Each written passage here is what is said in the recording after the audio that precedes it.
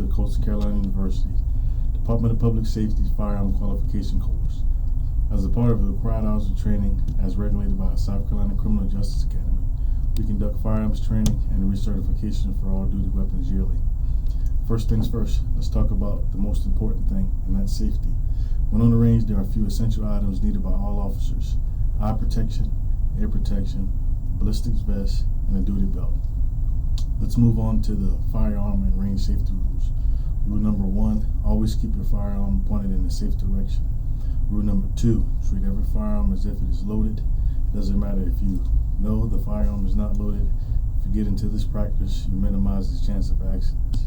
Rule number 3, keep your finger off the trigger until you are ready to fire.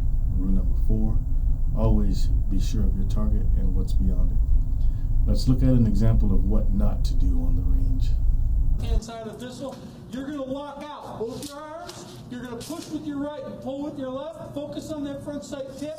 Now, if you want on this 44 Magnum, you can shoot it single action. That's like trigger pull. Did you mean to do that? Yeah.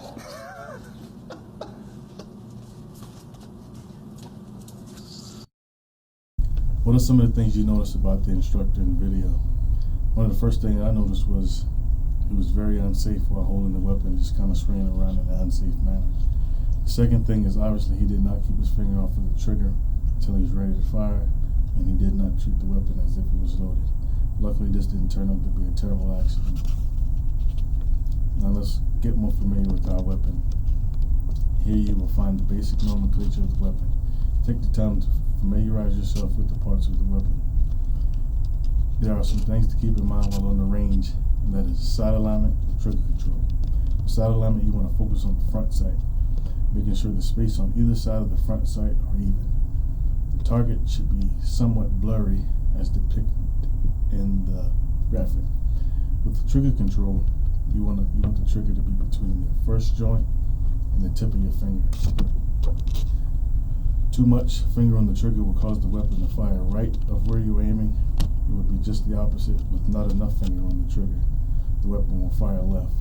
Also, you want to squeeze the trigger with constant pressure.